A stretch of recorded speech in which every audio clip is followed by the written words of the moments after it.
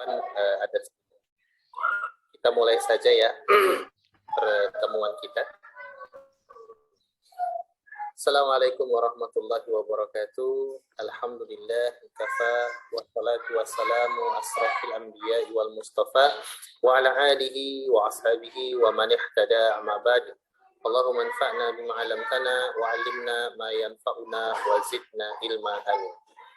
Para peserta yang dimuliakan oleh Allah Subhanahu wa taala, alhamdulillah binikmatillah wa bismillah, pada sore hari ini kita diberikan kemudahan oleh Allah sehingga kita bisa bertemu kembali walaupun via Zoom untuk melanjutkan kajian kita yaitu kitab ya Bidayatul Abid wa Kifayatul Zahid. Dan alhamdulillah pada pertemuan kita kali ini kita sudah sampai kepada pasal, insyaallah kita masuk nanti pasal mengenai mujibatul ghusli ya, hal-hal yang mewajibkan mandi. Baik, dan mematikan video agar memudahkan karena sinyalnya turun naik.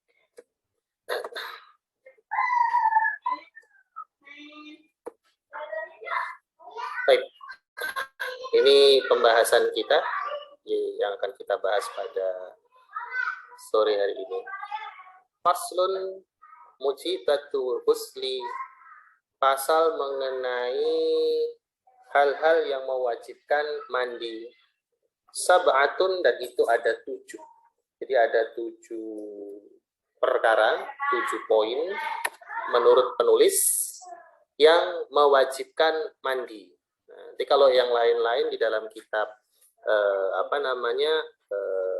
ulama-ulama madhab ada yang mengatakan 6 dan seterusnya. Tapi untuk kitab yang kita kaji, yakni kitab Bidayatul Abid wa Kifayatul Zahid, ya dikatakan ada 7. Nah, apa perkara pertama yang mewajibkan mandi itu? Dikatakan bahwa yang pertama itu adalah intiqalu maniyin.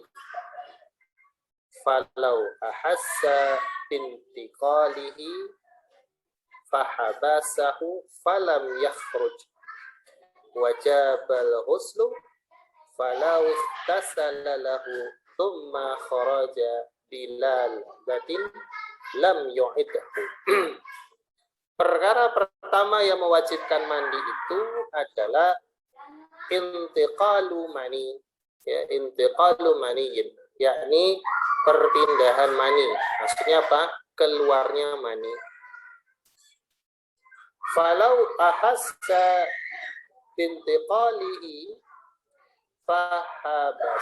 fahabasahu falam yakhruj. Walaupun ya ia merasakan perpindahan ini, atau ketika maninya itu hendak keluar, ya dia merasakan mani itu hendak keluar, maka ya fahabasahu, dia menahannya agar tidak keluar.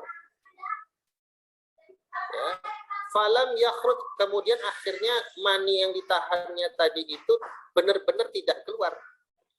Wajib al-ghuslu, dia tetap wajib mandi. Dia tetap wajib mandi. Jadi ini perkara pokoknya bahwa sebab mandi wajib itu ya yang pertama adalah keluarnya mani atau perpindahan mani. Nah, kalau yang diceritakan di sini yang bersangkutan berarti dalam kondisi sadar, ya, dalam kondisi tidak tertidur. Maka ya dia wajib mandi.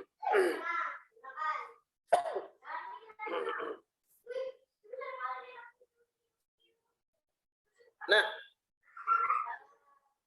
dalam pandangan mazhab, ya, kalau mani itu keluar dalam kondisi tidak tertidur atau dalam kondisi sadar, maka disyaratkan keluarnya mani itu diiringi rasa nikmat. Nah, ya. Di sini ya dengan lazazah. Maka disambung tadi, ya. Kemudian falau ikhtasala, maka seandainya ia mandi, falau ikhtasala lahu, dia mandi, ya, karena tadi sudah keluar mani, kemudian dia mandi, tsumma kharaja, kemudian keluar lagi, ya, keluar lagi mani pada saat dia mandi tadi. Tentu kalau dia mandi itu dalam kondisi sadar. Tetapi keluarnya mani pada saat dia mandi tadi bila ladatin, tidak disertai dengan kelezatan, tidak disertai dengan kenikmatan, atau bahasa medis apa, orgasme. Lam yu'idhu, maka dia tidak perlu mengulang kembali mandinya. Nah, berkaitan dengan hal ini, ya, mengapa kemudian madhab berargumentasi kalau, ya, air dia itu dalam kondisi sadar, keluar mani itu yang menjadikan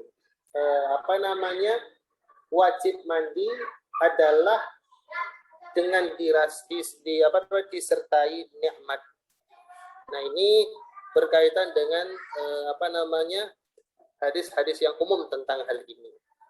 Semisal hadis yang mengatakan, ya, sebuah hadis marfu dari Abu Sa'id Al-Khudri, innamal ma'u minal ma', ya. Jadi di dalam hadis ini dikatakan, ya, kalau ada munculnya air, maksudnya air mani, ya, keluarnya air mani, ya, maka, ya, dia juga harus mandi. Ini kinayah, bentuknya itu kiasan. Nah, itu begitu.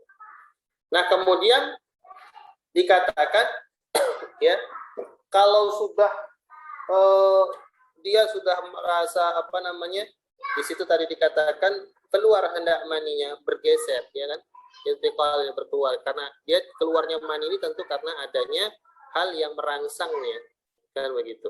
Maka andai kemudian dia telah merasakan, ya, berarti ada lazazah di situ, si mani kemudian mau keluar dan dia berusaha menahannya agar tidak keluar, kan begitu, dan akhirnya memang tidak keluar, tetap dia wajib mandi. Karena sesungguhnya yang dihukumi menurut mazhab itu adalah adanya rasa nikmat yang akhirnya mendorong keluarnya mani. Karena lazimnya begitu secara biologisnya. Nah, itu begitu. Nah, kemudian kalau kondisi lain, ya, kondisi lain, orang tersebut misalkan sudah keluar mani, misalkan karena satu dan lain hal sebab, misalkan dia mau mandi, membersihkan dirinya.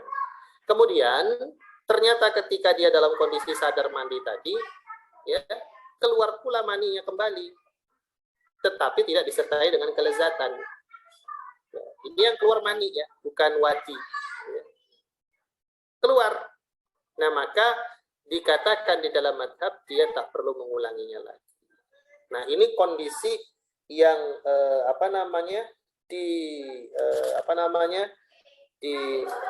diadopsi, ya, diambil oleh madhab itu, ya, seperti kondisi orang yang terus-menerus mengeluarkan mani karena sakit.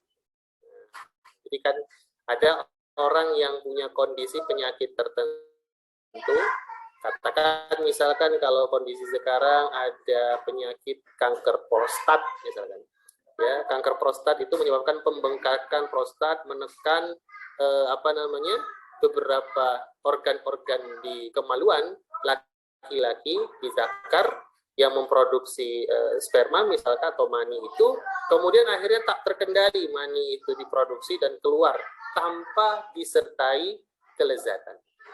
Dan itu bisa keluar kapan saja dan di mana saja. Nah, apakah dalam kondisi setelah mandi, atau misalkan dalam perjalanan, atau karena terlalu dingin dan seterusnya. Nah, maka kalau kondisi seperti itu, keluarnya mani dalam kondisi orang tersebut sadar tanpa disertai kenikmatan atau kelezatan, dia tidak wajib mandi. Itu menurut mufradatnya mazhab. Kemudian dikatakan pula oleh penulis, ya, berkaitan dengan sambungan penjelasan beliau, ya, bahwa di situ dikatakan yang kedua, sebab kedua mandi wajib, yakni wa khurujuhu min makhrajihi walau daman, keluarnya mani, ya, keluarnya mani dari tempat lazimnya tersebut, ya, artinya melalui dzakar, ya, bukan dari saluran yang lain. Walau daman, ya, seandainya, ya, dia seperti darah, seandainya dia seperti darah, mungkin berwarna merah seperti darah atau tercampur dengan darah, bisa juga, karena tentu aja ada kondisi-kondisi medis yang menyebabkan seperti itu.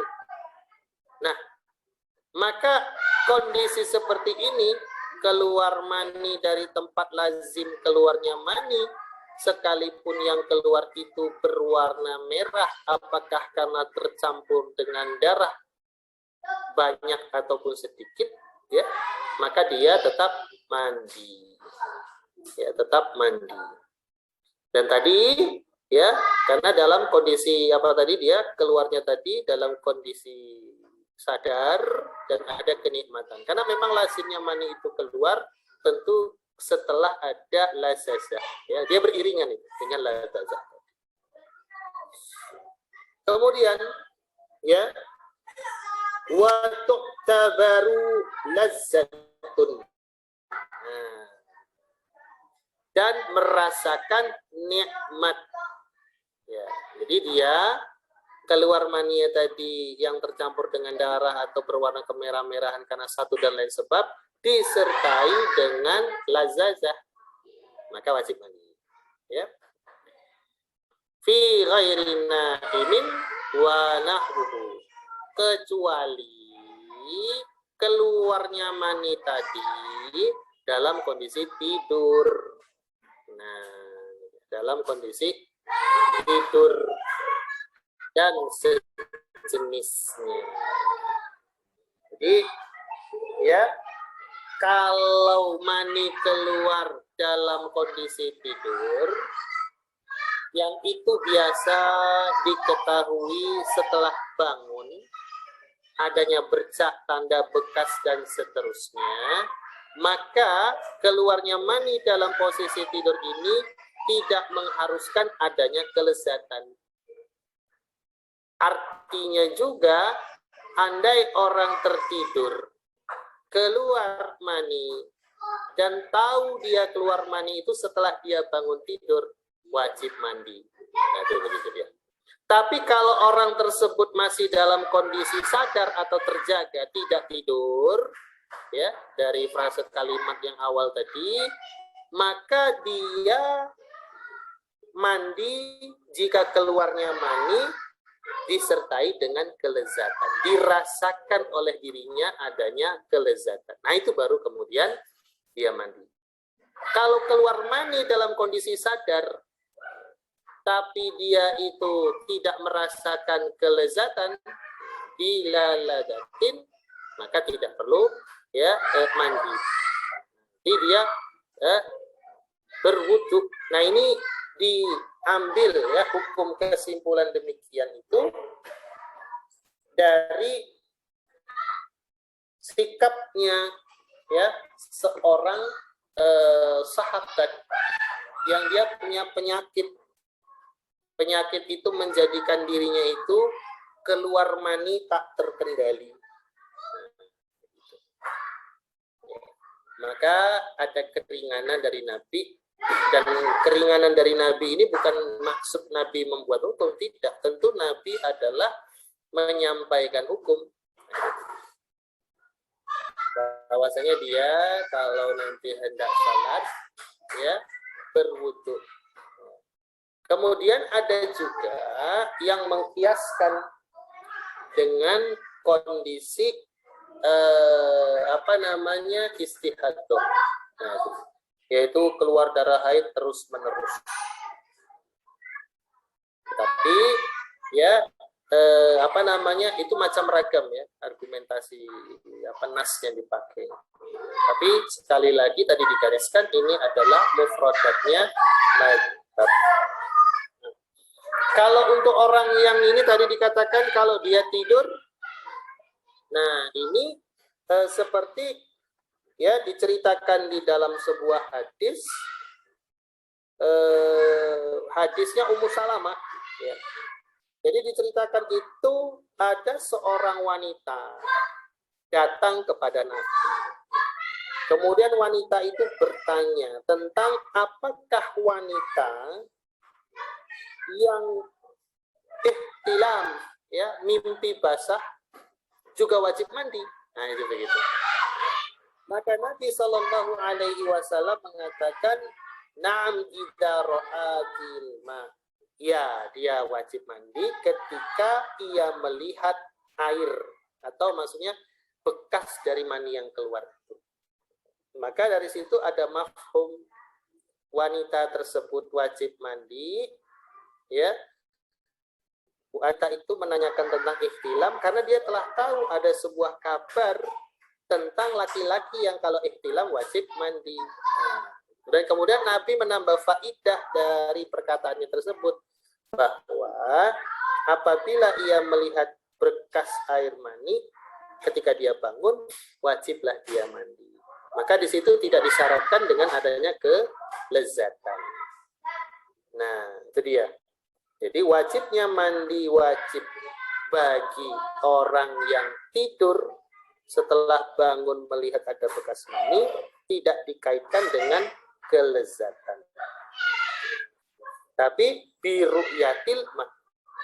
Ya, nah, kemudian dikatakan di situ ada wanahuhu. Ini orang yang menyerupai, yang sejenis kondisinya dengan orang yang tidur. Siapa mereka itu? Ya.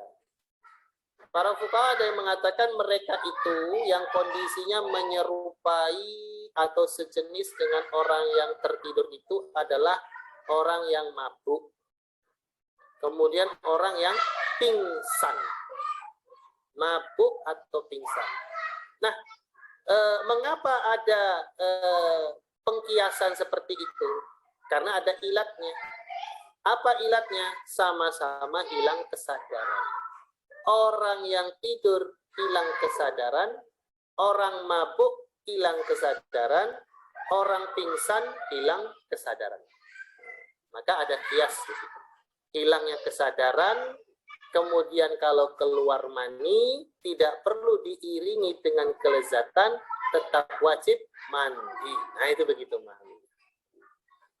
Nah, hanya saja memang kalau orang mabuk secara khusus perlu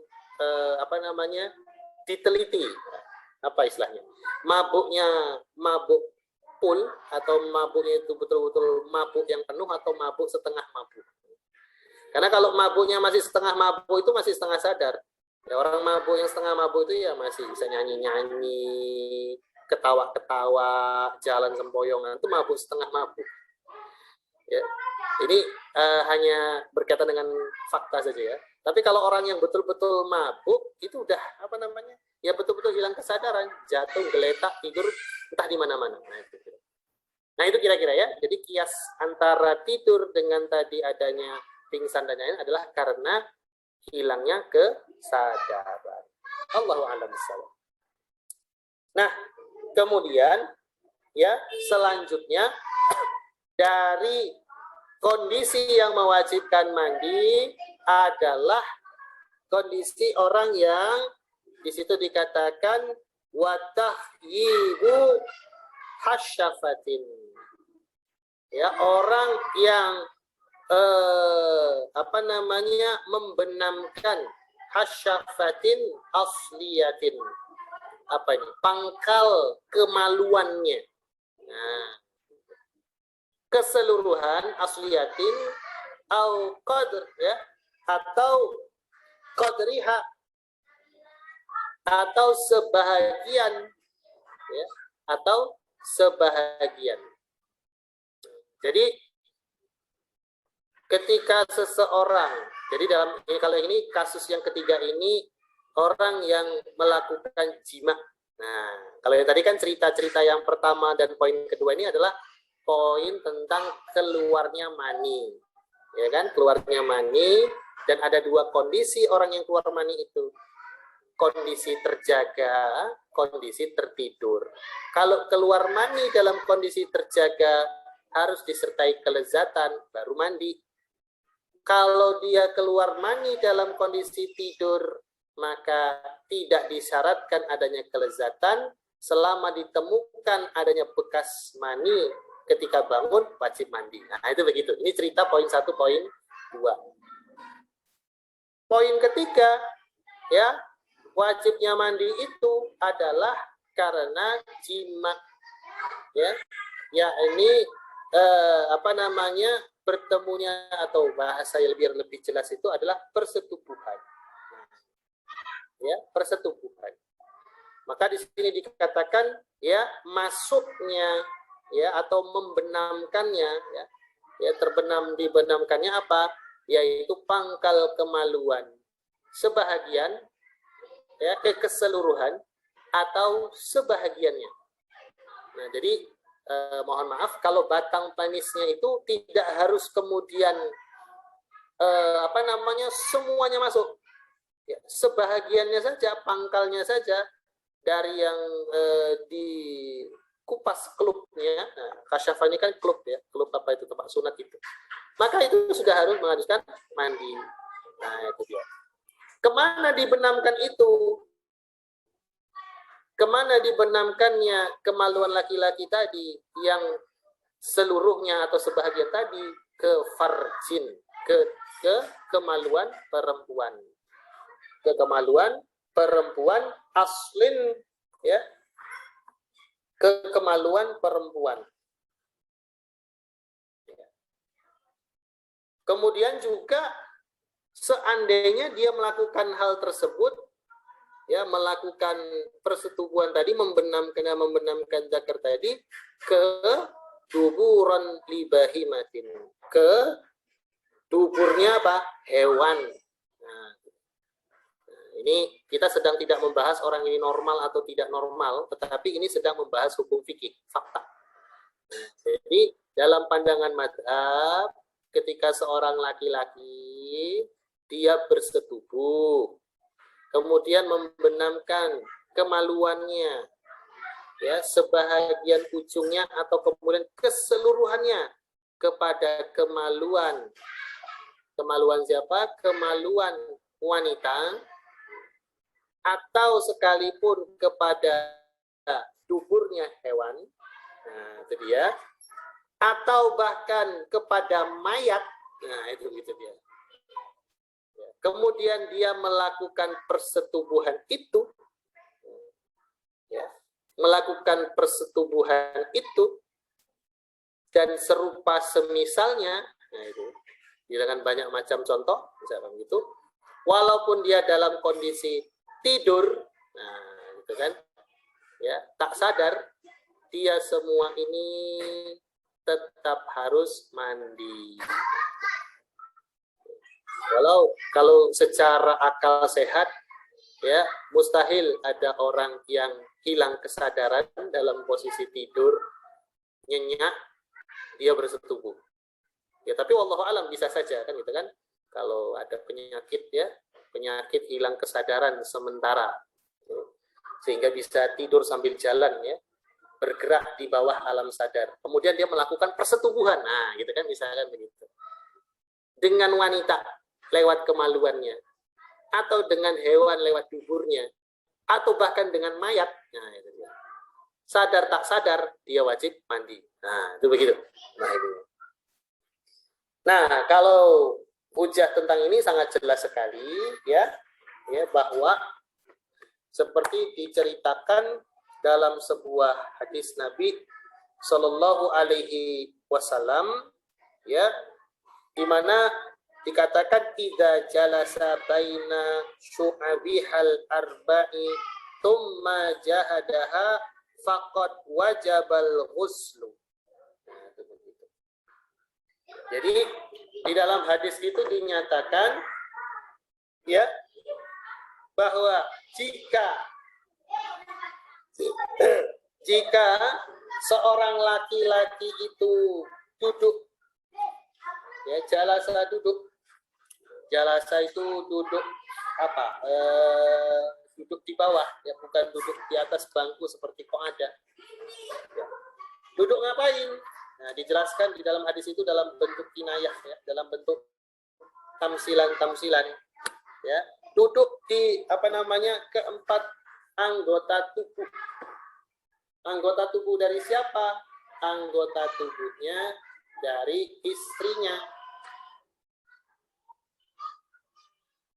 Ya, duduk di antara 4 anggota tubuh cabang istrinya.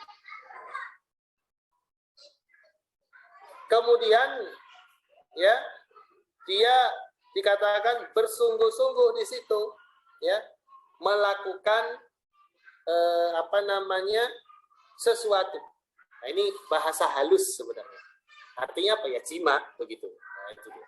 Maka wajib mandi, ya, itu begitu. Ya. Wajib mandi. Ini banyak hadis yang serupa yang menceritakan tentang hal itu. Nah, jadi, ya, persetubuhan itulah atau hubungan jima itulah yang menjadikannya dia wajib mandi. Mungkin ada turunan pertanyaan. Apakah persetubuhan itu mengharuskan kulit ketemu kulit?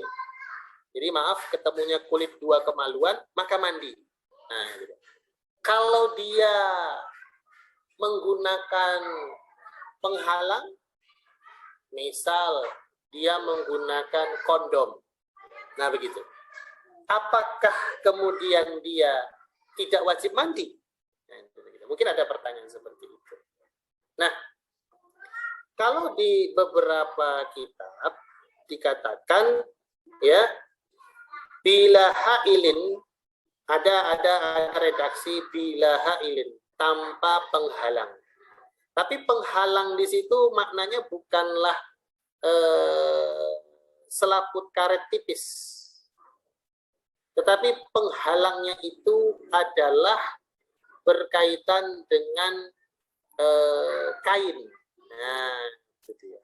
Membungkus kemaluannya dengan kain dan bersetubuh. Nah, itu begitu. Tetapi hal ini muskilah. Nah, itu begitu.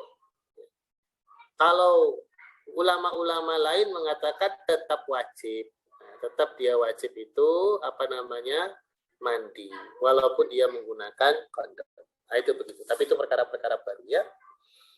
Nah, kemudian para peserta yang dimuliakan oleh Allah Subhanahu wa taala, berkaitan dengan lafaz hasyafah tadi ini kan adalah kulit klub yang dilepaskan. Ada hadis sendiri tentang perkara ini, di mana jika bertemu 2 khitan, ya, bertemunya 2 khitan, ya, maka menjadikan harus adanya mandi wajib. Jadi andai, ya, bergesekan saja, ya, bergesekan saja kemaluan itu.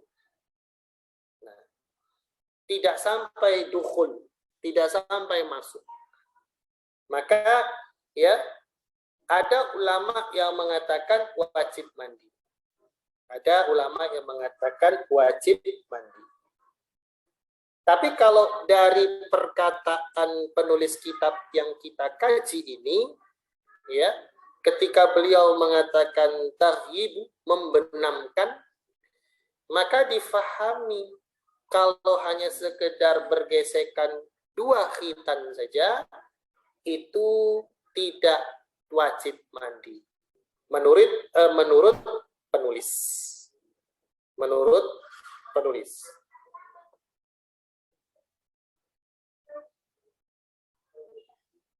Nah, kemudian ya hal lain berkaitan dengan frase yang tadi kita baca juga ada yang mengatakan ya, ada juga yang mengatakan bahwa tidak wajib mandi jika bersetubuh dengan dubur hewan tadi, karena dia bukanlah bagian dari farj atau bagian dari yang lazimnya untuk mendapatkan lazazah itu. Nah, ini begitu. Tapi kalau kita merujuk kepada perkataannya penulis di dalam kitab, ya, beliau mengatakan tetap wajib mandi. Maka para peserta yang dimuliakan oleh Allah Subhanahu wa taala, dari sini kita paham perkara ini perkara khilaf, ya, perkara khilaf. Mungkin saja bisa jadi ada nanti pendapat yang berbeda, kan? Tetapi perlu difahami karena kita sekarang sedang mengkaji kitab Bidayatul Abid wa Kifayatul Zahid, dan kita menjelaskan apa adanya dari kitab yang disampaikan, begitulah ya yang dihukumi tadi. Baik. Ini sudah poin keempat ya, poin ketiga tentang wajibnya mandi. Nah, sekarang kita masuk poin selanjutnya yang mewajibkan mandi. Apa itu? Ya, yang mewajibkan mandi selanjutnya, wa islamu kafirin. Islamnya orang kafir. Atau masuk Islamnya orang kafir. Maka orang kafir yang masuk Islam wajib mandi. Walau murtadan, ya, sekalipun dia itu adalah orang yang murtad. Nah, jadi misalkan dia Muslim awalnya, kemudian dia murtad, melarikan diri. Ya, setelah murtad dia melarikan diri, menghilang. Nah, kemudian dia masuk Islam lagi. Maka orang murtad yang masuk Islam tadi tetap harus mandi. Mandi wajib tadi. Nah, itu dia. Nah, kemudian siapa lagi ya yang kemudian berkaitan dengan hal ini tetap harus mandi? Dikatakan bahwa selain tadi dia orang yang murtad tadi, ya, masuk Islam, juga orang yang dikatakan di sini dengan istilah lam yujad minhu fi kufrihi ma yujab, ya, ma yujibuhu, atau orang yang dikatakan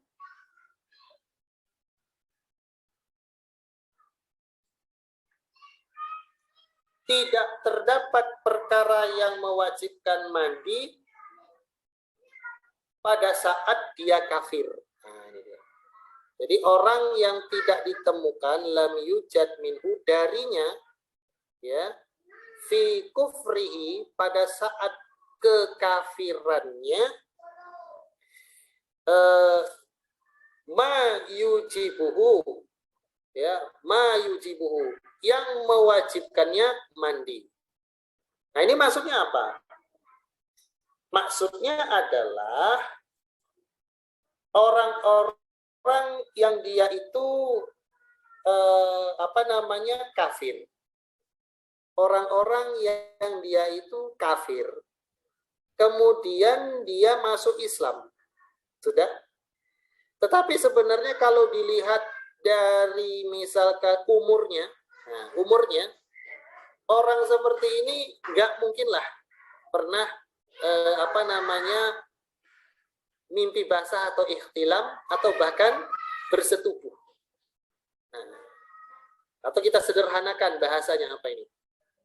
Contohnya itu adalah mumayyiz, ya, anak kecil belum baligh, belum sempurna organ-organ kedewasaannya, tapi dia sudah tahu mana yang baik, mana yang buruk. Itu mumayyiz kan?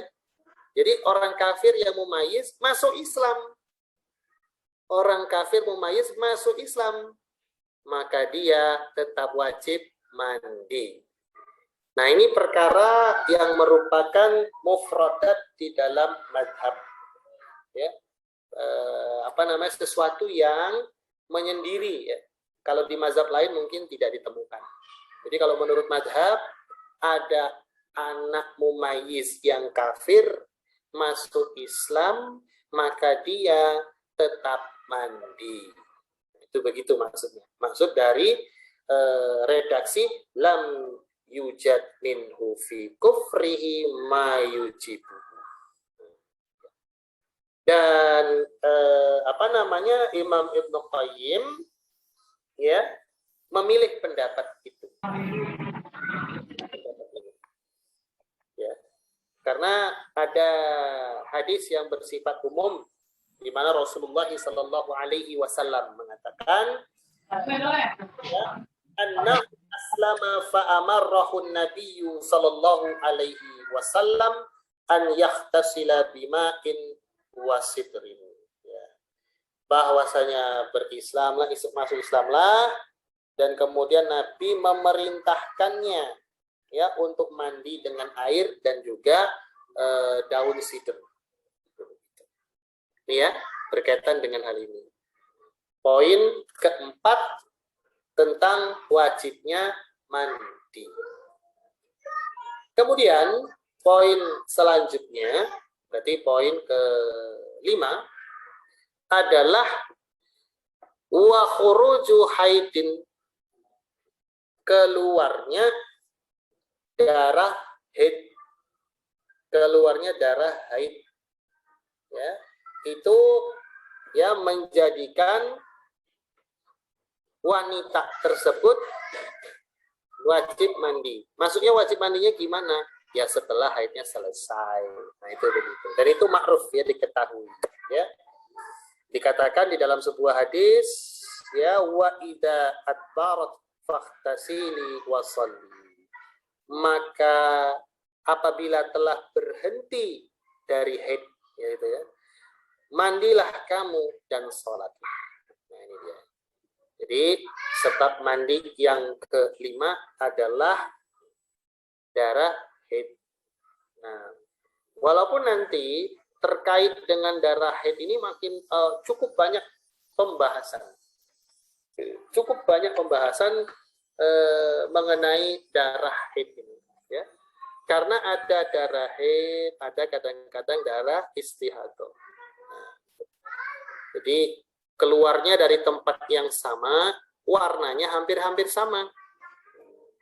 Kalau orang dulu mungkin melihatnya itu dari kelaziman waktu keluar, karena biasanya orang yang haid itu punya pola. Biasanya, karena ada juga nanti wanita yang haid, dia tidak punya pola. Ya. Satu hari suci, kemudian haid terus-menerus sampai berapa? Bisa sampai 3 bulan. Baru kemudian normal, dan seterusnya. Nah, itu ada yang begitu. Ada yang haidnya berpola, ada yang tidak berpola. Nah, kemudian keluar haidnya itu warnanya seperti apa? Apakah warnanya lazimnya darah haid? Jadi lazimnya darah haid itu warnanya tidak jernih, tidak seperti darah segar, ya.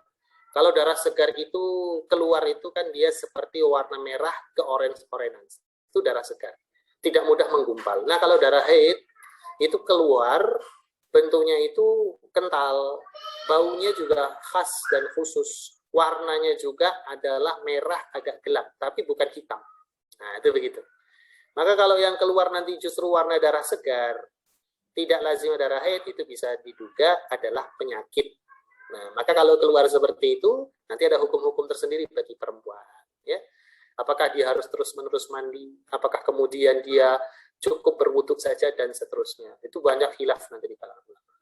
Tetapi kembali ke dalam perkara pokoknya, bahwa keluarnya darah haid, kemudian terhenti darah haid itu menjadikan wanita tadi wajib mandi. Nah, selanjutnya, poin keenam. Ya, poin keenam dari wajib mandi yaitu wa khuruju damin nifasin. Yakni keluarnya darah nifas. Keluarnya darah nifas. Darah nifas ini adalah darah yang keluar setelah melahirkan. Jadi wanita yang melahirkan, setelah melahirkan, dia akan mengeluarkan darah. Ya, di darah. Mau dia itu, kalau fakta kekinian itu kan mau dia melahirkan secara normal ataupun sesar, itu pasti mengeluarkan darah nifas. Karena orang yang telah wanita yang telah melahirkan secara sesar pun nanti akan mengeluarkan darah. Nah, itu begitu juga. Itu dihukumi nifas. Nah, di sini ada catatan dikatakan oleh penulis. Ya. Fala yajibu biwiladatin arti anhu. Ya. Fala yajibu biwiladatin arat anhu.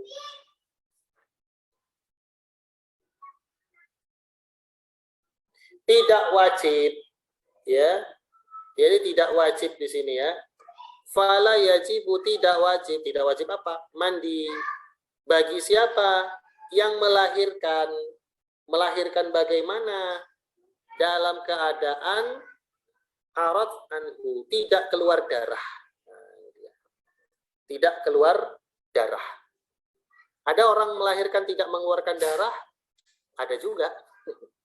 Kalau misalkan dalam suatu kondisi dia sebelum lahir terjadi apa misalkan bleeding, jadi darahnya keluar terus begitu sampai kemudian tak ada lagi darah yang keluar, keluarnya ketuban, misalnya begitu kan? Ya, jadi sudah tidak lagi darah yang keluar, ketuban. Nah, ini kan misalkan dalam kondisi tertentu ya wanita itu terkena benturan atau penyakit dan yang lainnya. Nah kemudian lahirlah si bayi. Ketuban itu lahir, kemudian ternyata terjadi kontraksi sedemikian rupa, keluar bayinya tanpa disertai dengan darah, dan setelah dia lahir tadi, wanita itu kemudian tidak juga mengeluarkan nifas, karena sudah banyak keluar darahnya. Nah, misalkan kondisi seperti itu, maka kata penulis tidak wajib mandi. Nah, apakah fakta itu ada atau tidak? Ya. Mungkin atau tidak? Mungkin. Kalau di Diomedes itu fakta itu mungkin saja. Apakah lazim? Tidak lazim? Kayak tidak lazim. Karena lazimnya wanita yang melahirkan pasti ada nifas.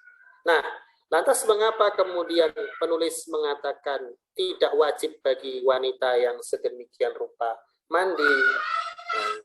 Beliau berargumentasi ya dalam beberapa penjelasan syarah dikatakan li'annahu la nasun fihi, karena nggak ada nas, tidak ada dalil yang menjelaskan tentang fakta seperti itu, karena jarangnya kondisi ini terjadi.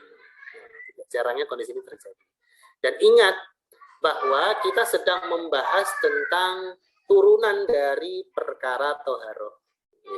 Toharoh dimasukkan dalam perkara ibadah.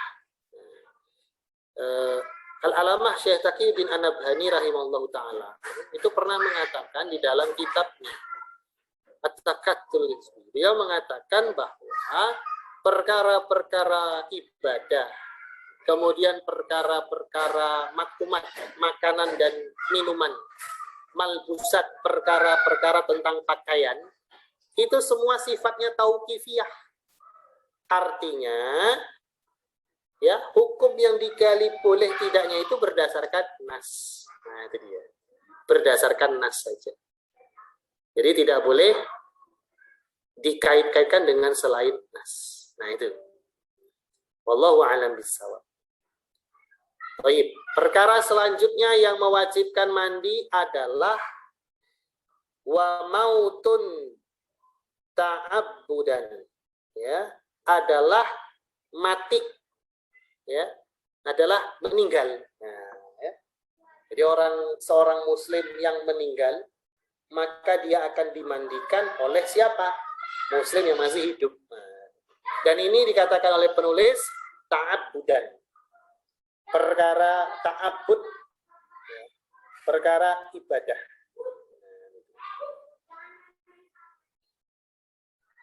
Walau memang ada juga hadis umum yang diriwayatkan oleh Ibnu Abbas mengatakan ighsiluhu bima'in wasitrin.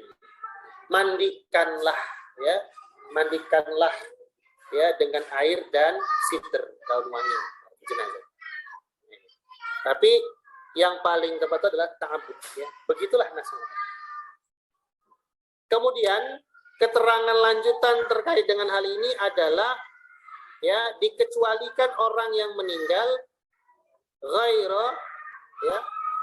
ghaira sahidin ma'rakatin, kecuali orang yang syahid, orang yang meninggal syahid dalam peperangan. Jadi orang yang meninggal dalam peperangan, dia dihukumi sebagai syahid. Karena syahid, maka tidak diperlakukan sebagai jenazah muslim umumnya. Artinya dia tidak dimandikan. Ini dia.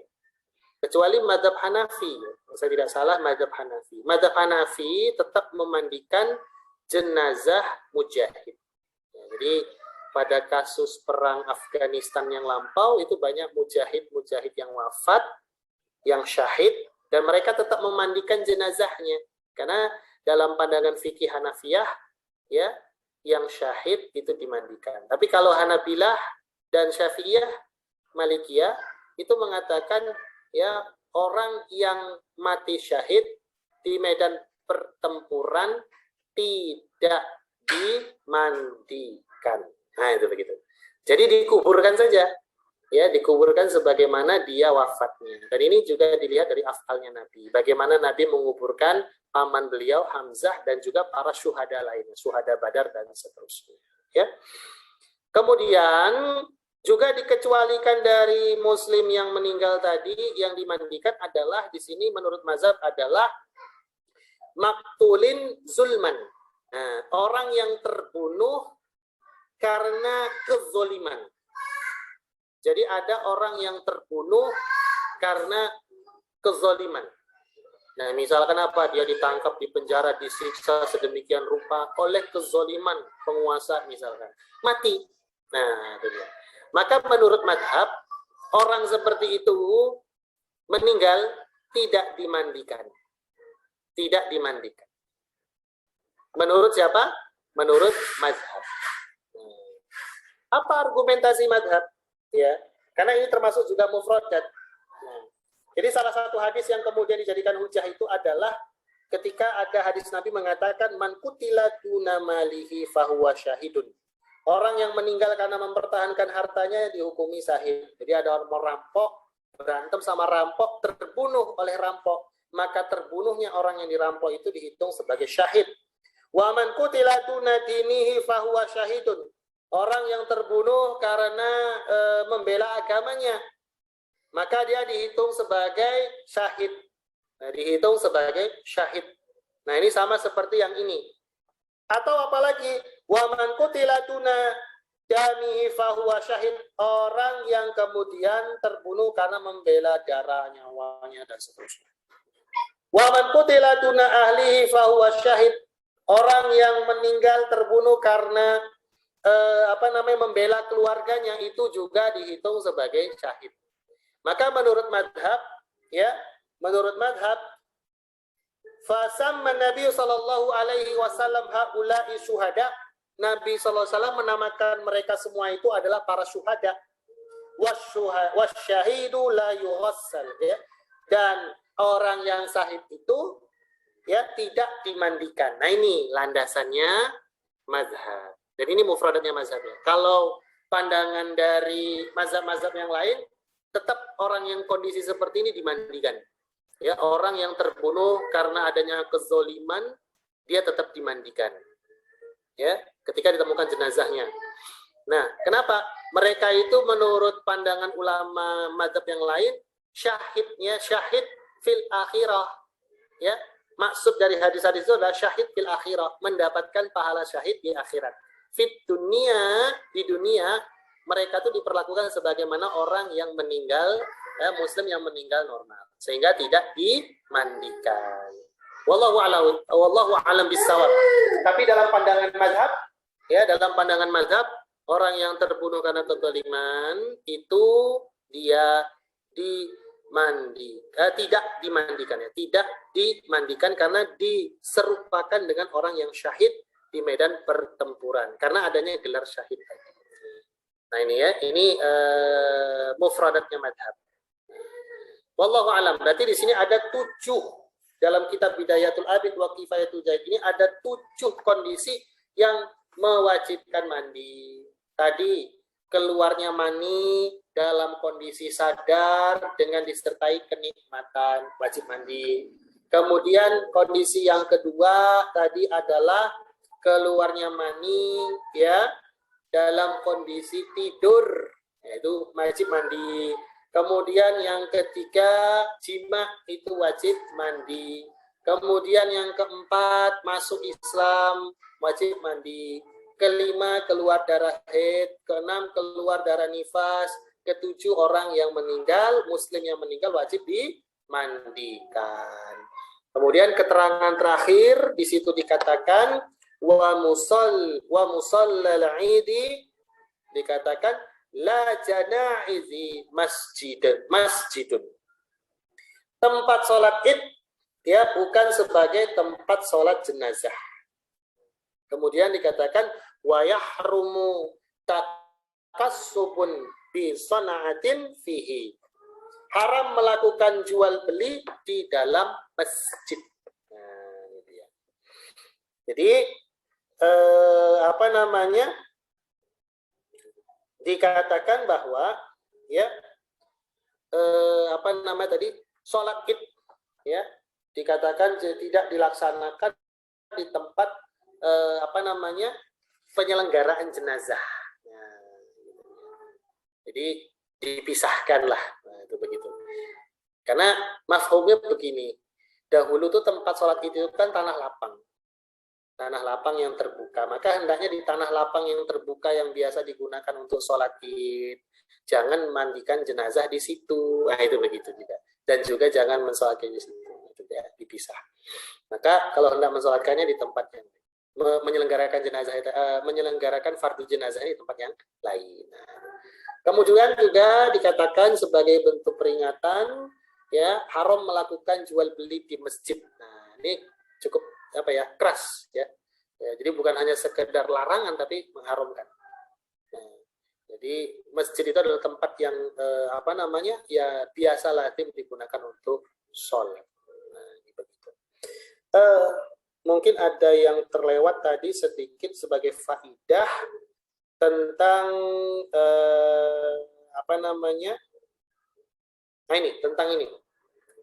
tentang maktulin zulman, orang yang terbunuh karena kezaliman. Nah, di sini ada sebuah, di dalam syarah itu dikatakan ya ada sebuah pandangan yang dipilih oleh Ibnu Qudamah bahwa beliau di dalam kitab beliau Al-Mughni mengatakan tetap dimandikan. Ya, tadi ya ini berarti pilihan beliau itu berkesesuaian dengan mazhab yang lainnya. Karena beliau mengatakan ini tidak dihukumi sebagai syahid, ya, karena syahid itu adalah orang yang diketahui meninggal karena perkara. Wallahu a'lam bishawab. Silahkan para peserta yang dimuliakan oleh Allah, mungkin ada yang ingin didiskusikan, tapi waktu sudah sangat mepet sekali ya. Wallahu a'lam bishawab. Itu mungkin yang bisa saya sampaikan pada sore hari ini. Lebih kurangnya saya mohon maaf dan saya kembalikan kepada moderator. Nanya satu, Ustaz. Ya, silakan. Tadi kan keluar tanpa disertai kelezatan tidak wajib mandi, tapi itu wajib wudhu ya, Ustaz? Iya, iya. Jadi kalau dia itu keluar mani dalam kondisi sadar. Jadi gini, ada dua kondisi keluarnya mani. Pertama sadar, terjaga. Yang kedua tertidur atau yang sejenisnya, hilang kesadaran. Untuk yang keluar mani dalam kondisi sadar, maka harus disertai dengan kelezatan. Baru mandi, kan begitu. Nah, tapi kalau kemudian dia kondisinya maninya keluar terus-menerus karena penyakit, ya, apakah wajib mandi? Mandinya sekali saja. Nah, kemudian setiap sholat dia cukup berwudu. Jadi setelah dia membersihkan dirinya, ya, kemudian menggunakan sesuatu yang bisa menahan maninya nggak keluar kemana-mana, misalkan, kemudian dia berwudu. Wallahu a'lam bishawab.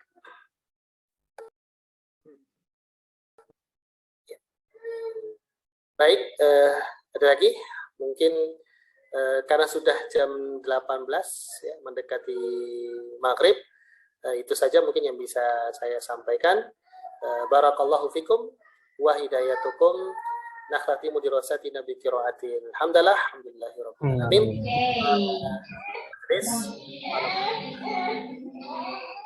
Assalamualaikum warahmatullahi wabarakatuh. Waalaikumsalam warahmatullahi wabarakatuh. Saya izin live, Pak Assalamualaikum.